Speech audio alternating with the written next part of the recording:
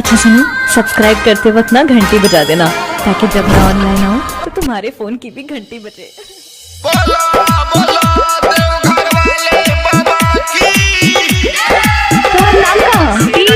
Tripurari राजमैन road Jaynagar.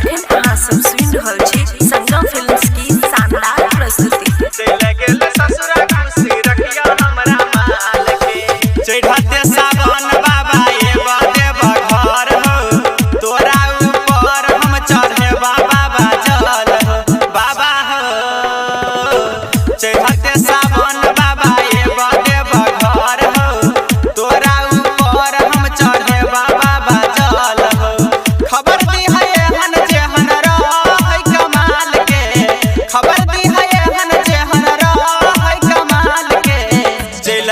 ससुरा खुशी रखिया हमरा माल के, चल गेले ससुरा खुशी रखिया हमरा माल के। डीजे गुड मधुबनी खुशी रखिया हमरा माल के। चल गेले ससुरा खुशी रखिया हमरा माल के। तोहर नाम का त्रिपुरारी राजमैन रोड जयनगर।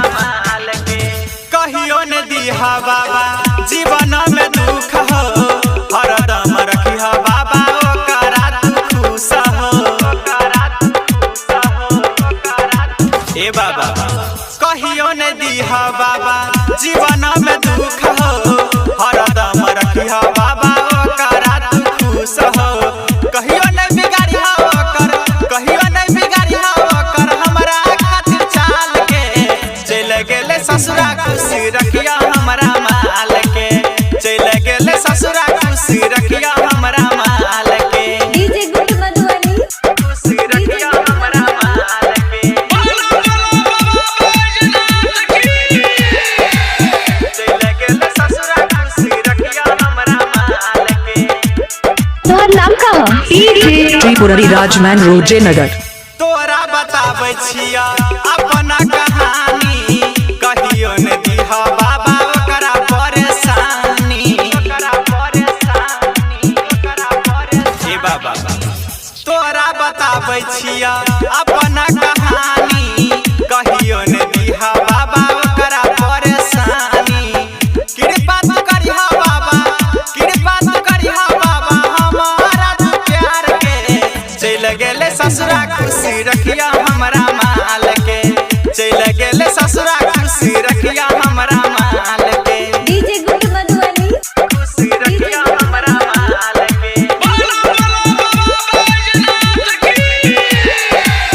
चल गेले ससुरा खुशी रखिया हमरा माल के। खुशी रखिया हमरा माल के। ओकरा ऊपर बाबा फेरी हा नजरिया, राइटर नजारू लेला तोहर दुअरिया।